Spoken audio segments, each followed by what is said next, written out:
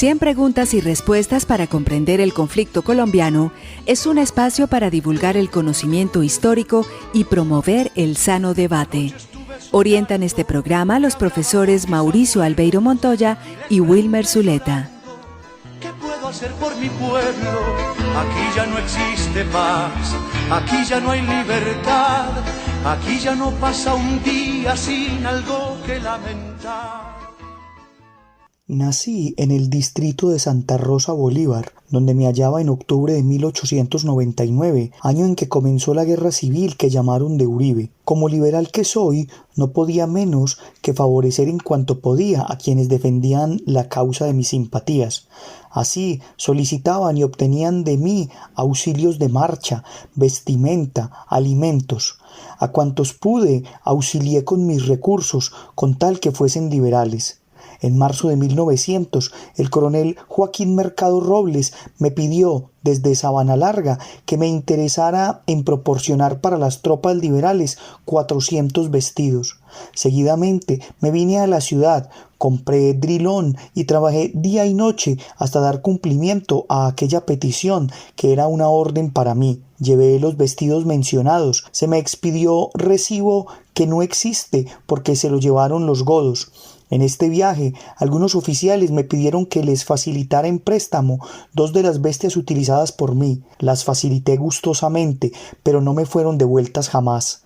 En 1901, al darse cuenta los conservadores que yo prestaba servicios activos a la revolución, me persiguieron con tesón y como no pudieran capturarme, aprendieron a mi señora madre, saquearon la casa y destruyeron lo que hallaron en ella, papeles, ropa, todo, y me impusieron la obligación de pagar 250 pesos por mi delito de ser liberal y ayudar a los revolucionarios. En enero de 1901 fui sorprendida en mi casa por el escuadrón conservador, comandado por el coronel Juan Ortiz.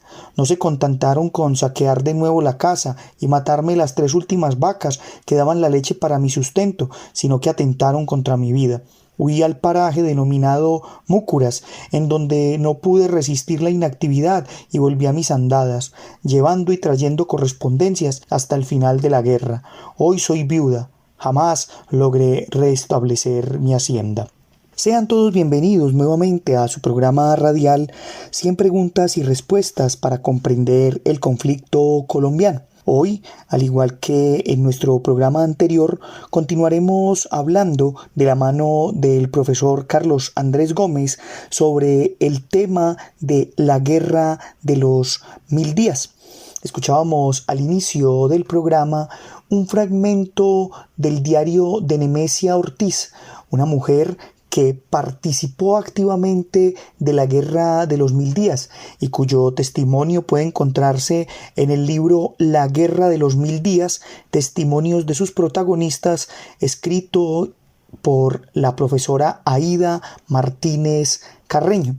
Para poder entrar hoy entonces en materia y continuar esta interesante conversación que venimos teniendo desde el programa anterior con el profesor Carlos Andrés, quiero iniciar preguntándole al profesor sobre esas discusiones previas a la guerra que se daba entonces por aquel tiempo entre lo que dio por denominarse liberales pacifistas versus liberales belicosos. Los pacifistas eran los que se oponían a la guerra o cualquier lucha armada para llegar al poder, como lo dice el mismo adjetivo. Safford y Palacios los definen, si no recuerdo mal, como hombres ya viejos que habían tenido su oportunidad en la época del Olimpo radical, pero digamos habían perdido prestigio en las nuevas generaciones liberales. Me parece que es una buena caracterización que logran ellos. Por otro lado, los liberales belicistas consideraban que la única forma de romper con la República Conservadora de 1886 era hacer la guerra, como lo proponía, por ejemplo, Rafael Uribe Uribe, que precisamente por esa postura y por el talento que tenía, las capacidades en la estrategia y el despliegue militar, pues fue protagonista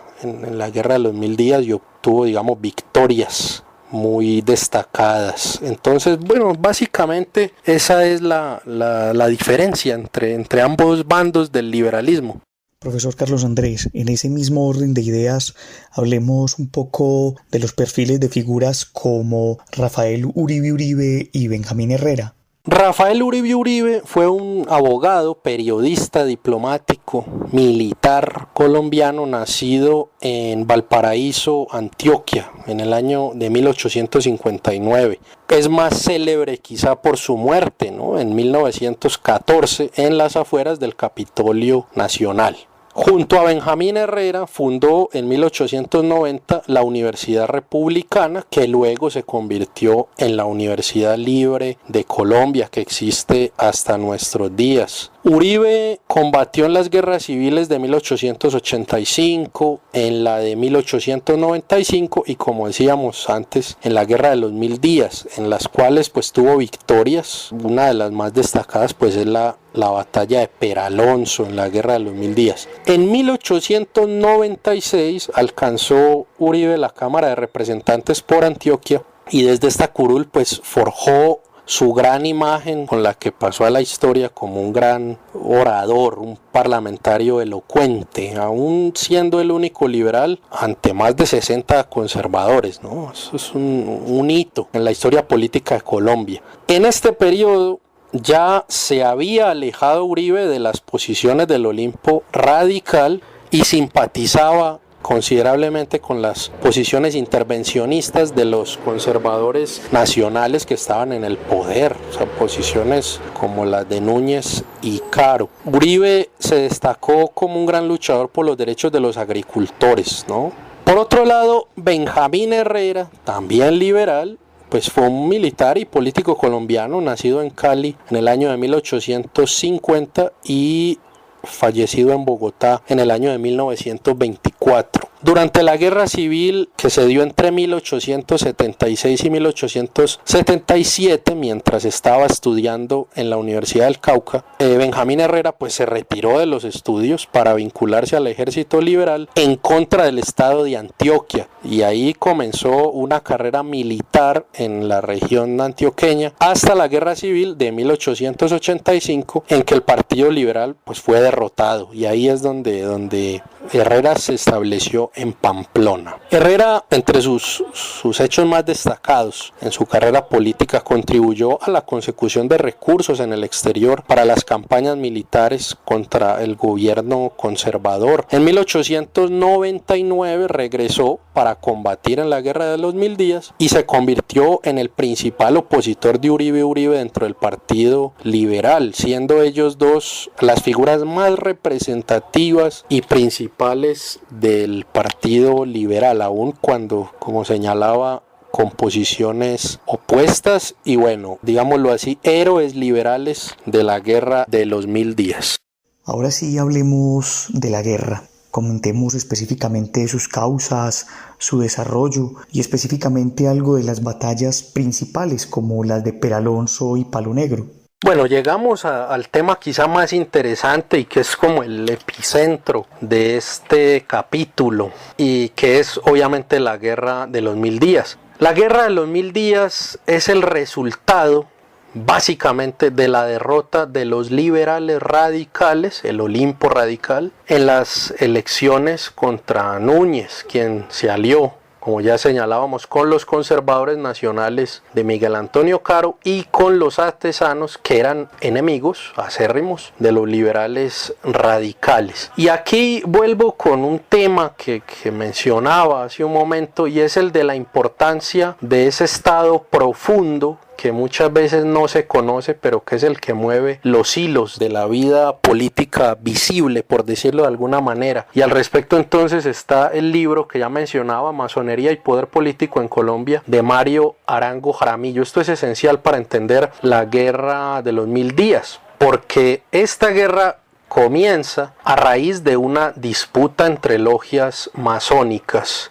Las cartageneras, sobre todo a las cuales, a la masonería cartagenera estaba vinculado Rafael Núñez, y las logias masónicas del interior que tenían un matiz muy anticatólico, mientras que las logias cartageneras, como bien explica Mario Arango, habían hecho incluso una profesión de fe católica, ¿no? en el colmo de la contradicción. Entonces había ahí un choque ideológico y un choque al interior de la masonería. Los liberales radicales en su mayoría pertenecían a logias del interior del país y de la meseta cundiboyacenses. Fundamentalmente estaban afiliados a la logia masónica Estrella del Tequendama, que era profundamente anticristiana y revolucionaria. Estos masones liberales eran enemigos de las logias de la costa, que estaban más conectadas a la masonería norteamericana y que no eran tan radicalmente anticatólicas, sino que practicaban, digámoslo así, una cierta convivencia pacífica con la Iglesia católica, un modelo más parecido al de la masonería inglesa, tal vez. La masonería entonces de Núñez, que Núñez representaba, tenía una guerra de vieja data con estos grupos del interior, y al llegar al poder Núñez les hizo la guerra, aliado, insisto, con Miguel Antonio Caro y con los conservadores llamados nacionales. Núñez estaba muy preocupado por la cuestión social, rechazaba la lucha de clases de la que fue testigo en Manchester, y por esa razón aceptó la religión católica, el catolicismo, como un medio de frenar este problema social con el que se encontraba, ¿no? Pero desde un punto de vista positivista. Eso lo mencionábamos ahora al inicio, la visión comtiana. Francisco Elías de Tejada, un historiador del derecho, de la filosofía del derecho, dice que desde un tradicionalismo de izquierda, ¿no? Así cataloga, digamos, Elías de Tejada a esta posición, digamos, de la que Núñez se vincula o que lo inspira. Núñez entonces comienza a hacer reformas sociales y políticas profundas con la intención de cambiar la sociedad colombiana y alejarla del camino, primero del ateísmo como problema filosófico, moral, pero también de algo que se derivaba de ese ateísmo, según la mentalidad de Núñez, que era el liberalismo radical. De ahí entonces su reconciliación con la Iglesia Católica. Hay que recordar que después de la Constitución del 86 viene el concordato, y pues este es uno de los puntos en el que se van a encontrar más Miguel Antonio Caro y Núñez. Se va a favorecer mucho la intervención de la Iglesia, la venida de congregaciones religiosas, de sacerdotes europeos, y pues esto, si bien es algo que lo acerca con una facción del conservatismo, va a ser también lo que más incomoda y genera rechazo y reprobación por parte del liberalismo radical. Entonces los liberales radicales van a declarar la guerra, se les retira del Congreso y comienza una disputa por el territorio. Los centros de confrontación más importantes fueron Santander y norte de Santander, donde se dieron las grandes batallas históricas de la Guerra de los 1000 días. Los liberales radicales en Colombia contaron con el apoyo de los gobiernos de Venezuela y Ecuador, dominados por el liberalismo y también coordinados desde logias masónicas, que se oponían a la creación de una nueva república cristiana.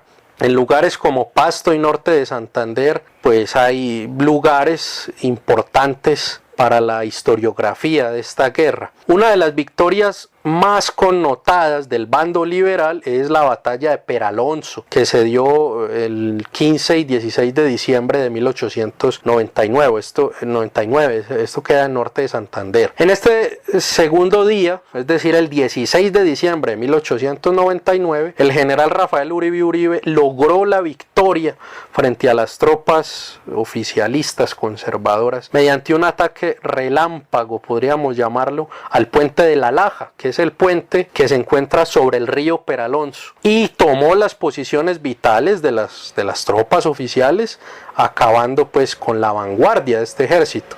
El 17 de diciembre, al día siguiente, los liberales atacaron a las fuerzas oficiales y las hicieron huir. Esta es como la gran medalla de oro de las tropas liberales en la Guerra de los 1000 días. Pero años más tarde, bueno, un año más tarde en realidad, en 1900, se dio la batalla de Palo Negro entre el 11 y 25 de mayo de 1900. Esto es en Santander, y ahí la victoria fue para las fuerzas del gobierno, para los conservadores. Los liberales radicales decidieron dejar entonces la lucha de los grandes ejércitos y adoptaron más bien una táctica de guerrillas con la que atacaron al gobierno en varias partes del país. Esta táctica de guerrillas fue particularmente usada en Panamá, donde las guerrillas liberales atacaron a los ferrocarriles y a las líneas de comunicación del gobierno, muy especialmente. Esto provocó, obviamente, que los Estados Unidos reaccionara de una manera negativa frente a la situación y pues invadieron el territorio de Panamá con el argumento de que el gobierno colombiano era incapaz de mantener la paz. Con la proclamación de independencia de Panamá y la imposibilidad de los liberales de llegar al poder por medio de la guerra, se firmó la paz a bordo de una fragata norteamericana, pero no me adelanto porque creo que ya al final hablaremos al respecto de este tema. Usted está escuchando 100 preguntas y respuestas para comprender el conflicto colombiano. En todo este contexto, pues no podemos dejar de hablar de la situación de Panamá. ¿Qué pasa en esta transición con lo que era el antiguo departamento de Panamá y que se convierte entonces en una nueva república? Antes de la Guerra de los 1000 días, y esto hay que aclararlo, usualmente no se refiere cuando se hace la historiografía de este periodo histórico.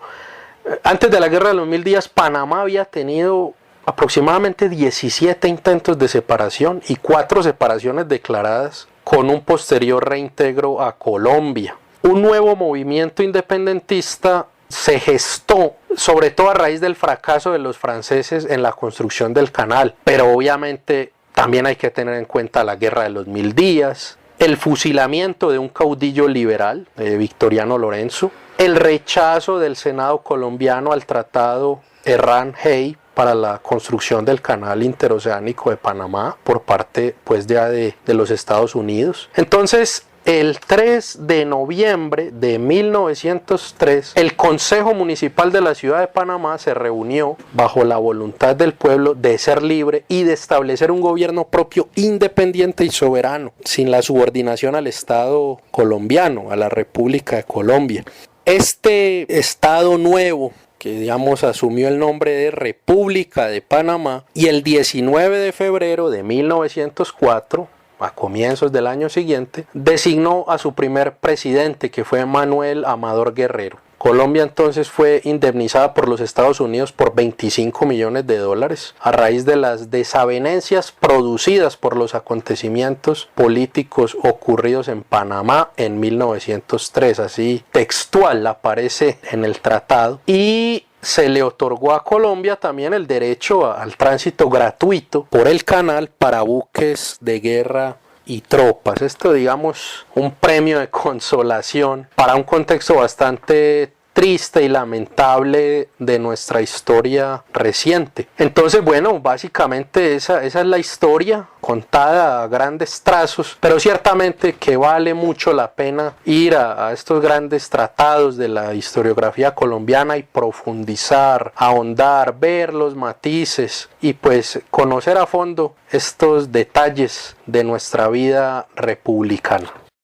Finalmente, profe, hablemos de las principales consecuencias que deja esta confrontación conocida como la Guerra de los 1000 días.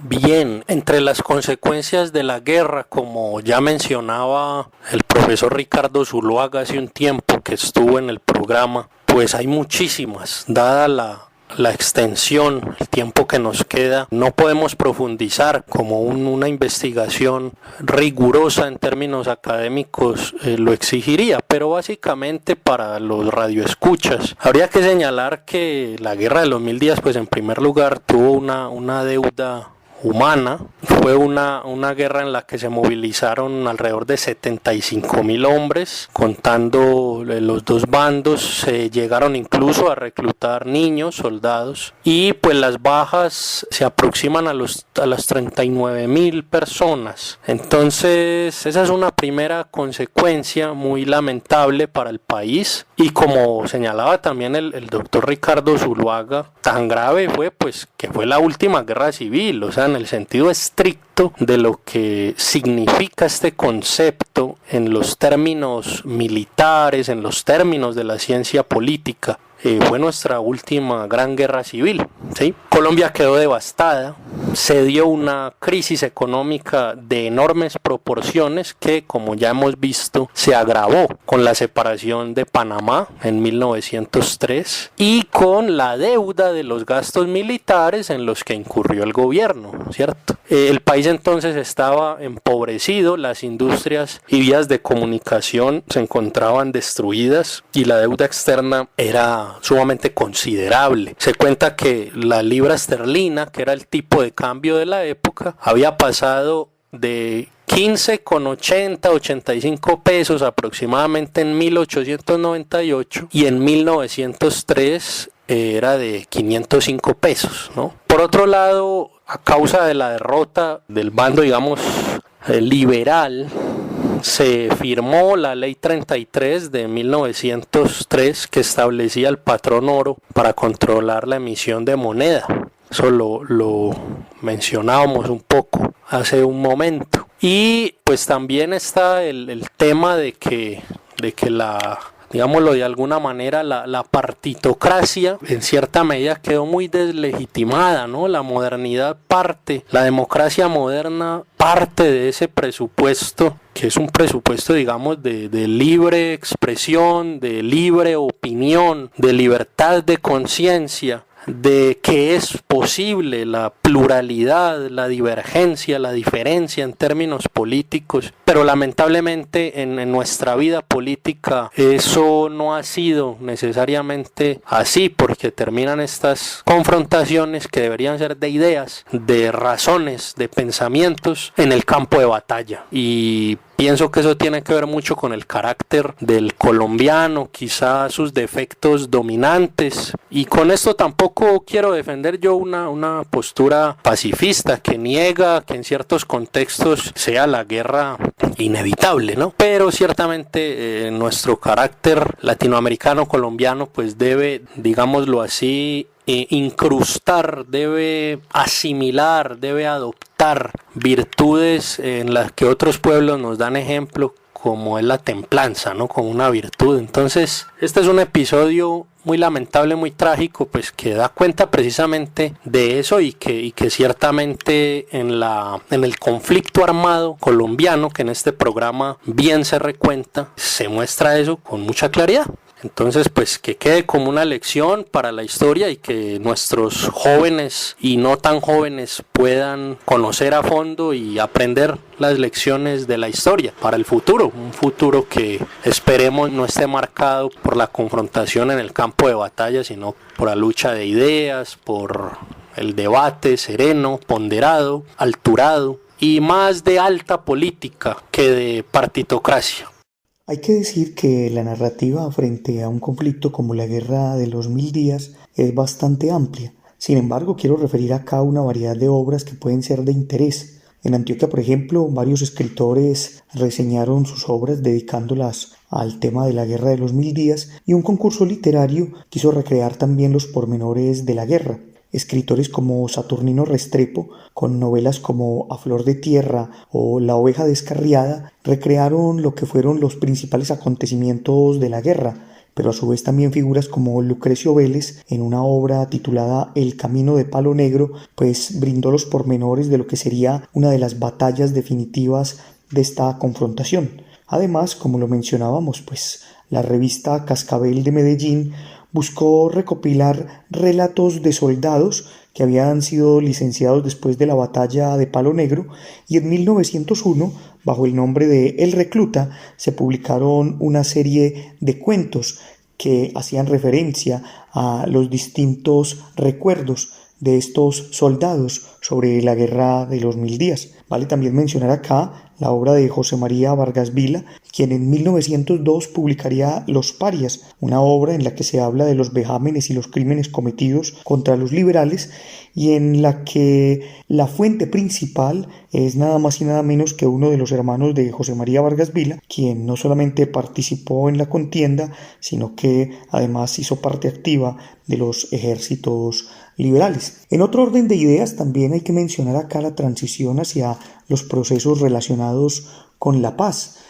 Vale decir que tras la firma del Pacto de Wisconsin, 3 días después de suscrito este pacto, se expidió el decreto 1718 que declaraba indultados a todos los individuos que por haber tomado parte en la rebelión habían sido condenados a presidio, prisiones o a cualquier otra pena impuesta por consejos de guerra o por autoridades de la República. En este orden de ideas, pues se ordenaba la libertad inmediata a todos los presos políticos que hubiera en los diferentes establecimientos de reclusión y se abría la posibilidad de regreso para quienes habían sido expulsados del país. Este decreto fue refrendado por el Congreso de la República el 31 de octubre de 1903, curiosamente el mismo día de su cierre. Algo de eso pues mostraba un poco las problemáticas que habían en aquel momento y el ambiente tan convulsionado y álgido que había entre los partidos políticos luego de haberse aprobado un decreto en el que se concedía amplio indulto por los delitos políticos cometidos durante el tiempo de la última rebelión.